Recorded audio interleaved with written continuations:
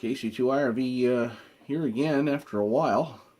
Haven't made a video in a while, been sick and busy and still currently sick, but I don't feel nearly as bad as I did, so I wanted to make a video on something that just recently came about.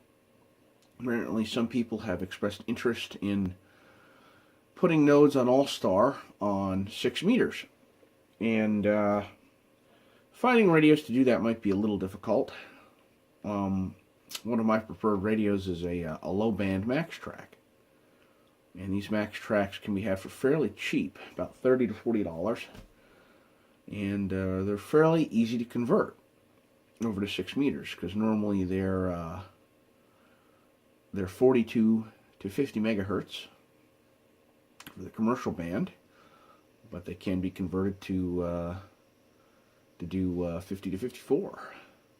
So this is one of the units I've already converted, and that's why I wanted to do a video on it already. There's a couple things you have to do. As I think I've mentioned in previous videos, Maxtracs have an annoying, if you can call it a feature, where they automatically back the power down regardless of how hot the unit is. It uses the CPU timing cycles, and after so many cycles it backs the power down, continuously backs the power down, as long as the push to talk is pressed or keyed, or for some reason the radio is transmitting. So, and you need to defeat that because, you know, ham radio operators are long-winded, so you don't want the power dropping off prematurely. So there's a mod for that. The primary mod for this to get it in the band is you have to retune the front end on these units, because the front end is a set of coils that need to be retuned.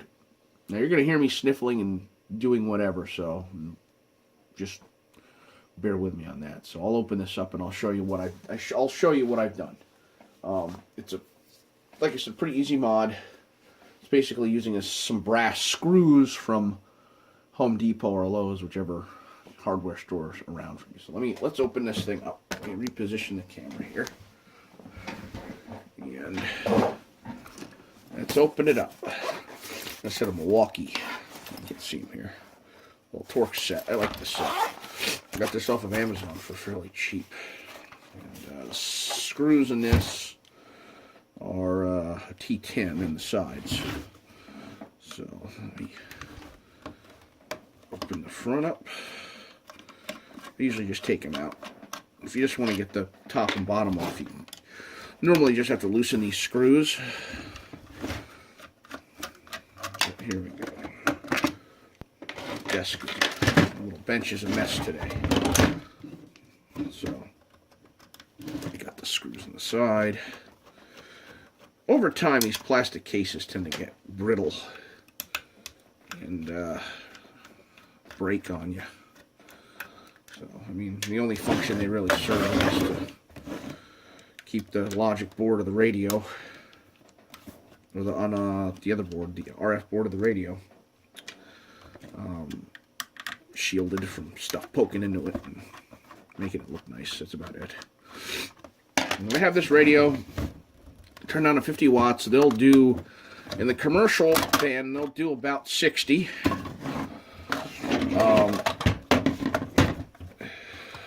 So when after I convert them over, they'll do about 50-ish. You can get the whole power back. There's a modification you can do on the RF deck, which in most of them I haven't actually needed to do.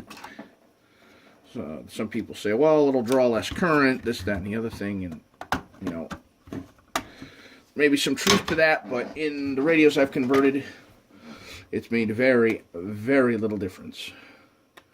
So, anyway, here are the screws I'm talking about, and you don't need to put it in all of them. Pretty much what you need to do is use a service monitor and inject a signal, and insert these screws. And I forgot the thread size on these screws. There's a thread size that threads perfectly into here. And you insert the screws and you turn them, and keep backing down the generate on your service monitor. And eventually, you'll get acceptable receive performance. These generally come in anywhere from, the best I've seen is about 0.11 microvolts up to, they typically come in at about 0.15 microvolts. So, and they receive very, very well. The front ends on these are pretty good, but just these brass screws. Typically, you got to take the brass screws and cut them so they fit.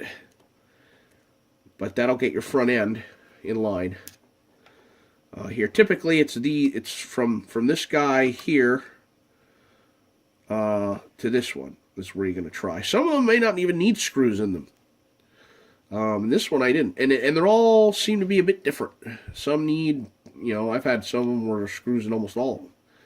So, but this one I only needed 3, so it worked out very, very well. Pardon me. Oh God, I've had this cold for a while. I don't know what it is.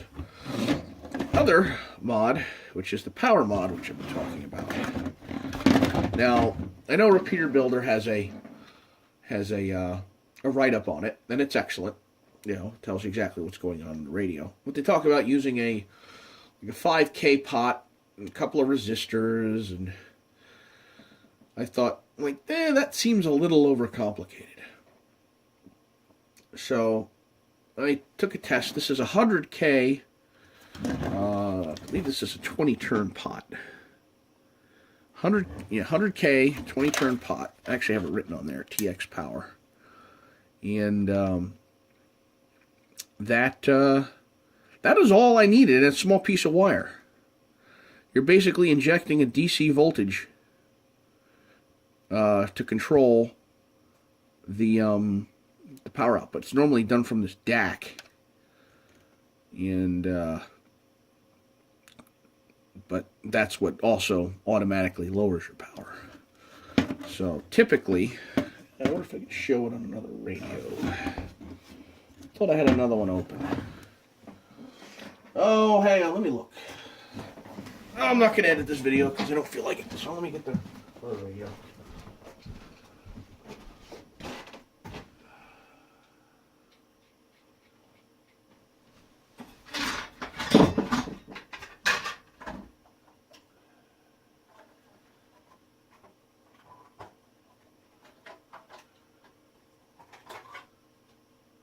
Oh, well, that one's not right. Okay. Thought I might be able to show it a little better, but that radio's a different revision. So,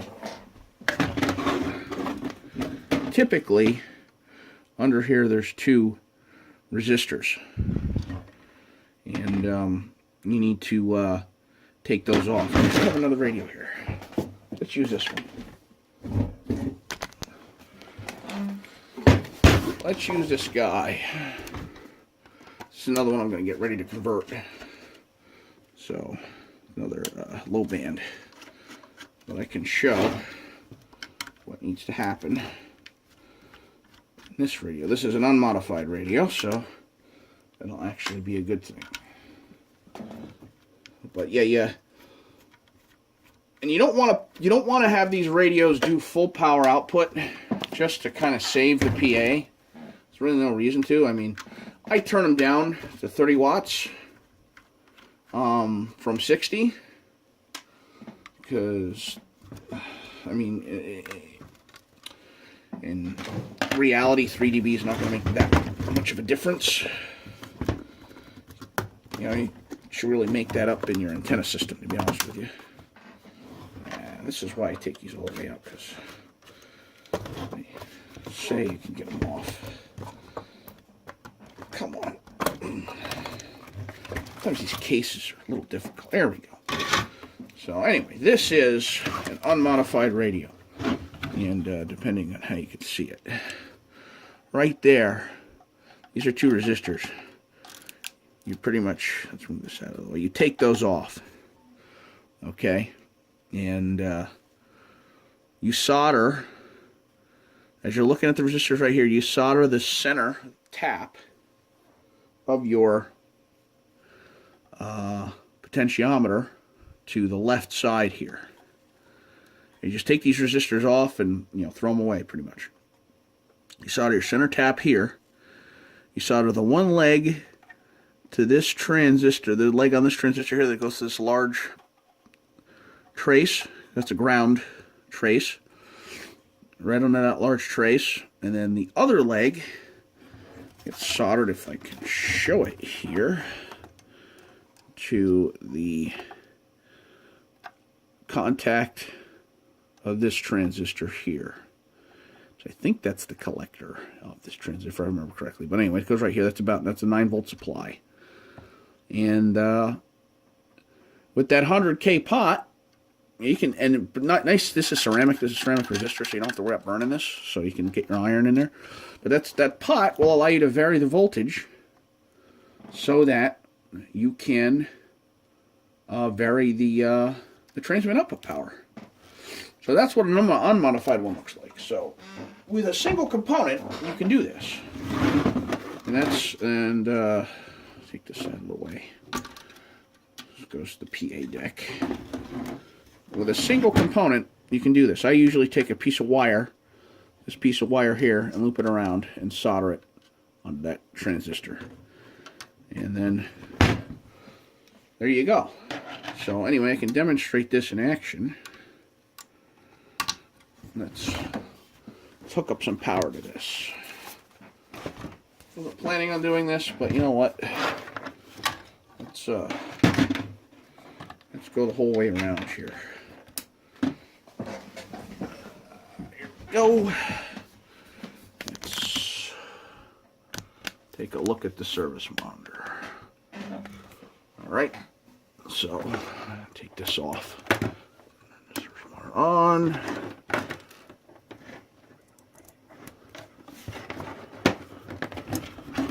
Into the back of the radio. Then I need an adapter. I need this adapter so I can use a PNC connector. Oh, I got the get the weather on there. There we are. This radio is actually programmed for my old 6-meter repeater frequency. 0.84. Put it on. Power output. And where's my little twiddler? So you can see the power reading. And you're going to be reading this red scale in watts, and it should come up to about 30 when I key it out. And there she is. Test 1 2 1 2 3 4 5. Okay, now I can take a small screwdriver and turn this pot. I can go up to 50. I can actually go beyond. That's 60. It'll go higher. But you don't want to do that, believe me. So I'll go up 50, and down there's 30-ish. I'm looking at it sideways here. So and all the way down, 5. So there's 5 watts. On a different scale. And there's 5-ish watts, a little over 5 watts. So yeah, this works very, very well. Like I said, I normally set them at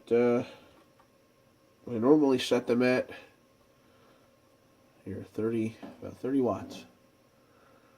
No reason to do any more than that. So the voltage, for anybody who wants to know, that this is being fed with, I'll stick that up there. Wires.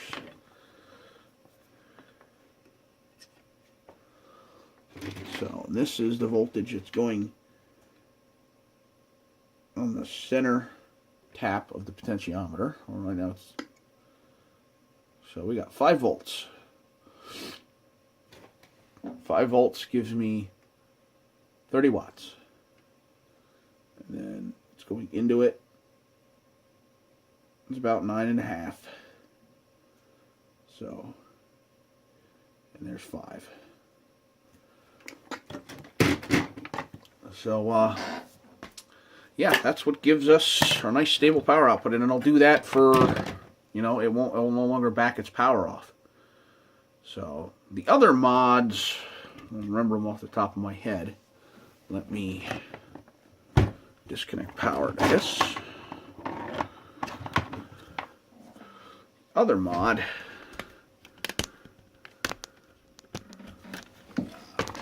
reposition this here. It's in the PA, which I have done before, and I mean, I've definitely seen improvements, but not enough, in my opinion, to warrant actually doing it. And it has to do with making a change to an inductor. And I'll show it anyway, just to be thorough. Oh, these screws are tight. I actually never took these out, so I've never taken these out before. Let's get them out.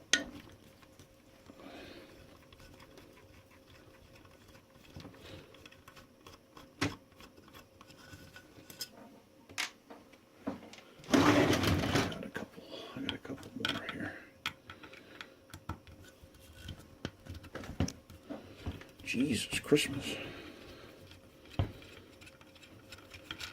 As you can tell, this Maxtrac is, the heatsink's quite a bit larger than a normal Maxtrac or GM300 or M120. So just because of they did that because of the power output capability. Oh, now she doesn't want to come out. Sometimes you gotta pry these a little bit. There she goes. Come on, you.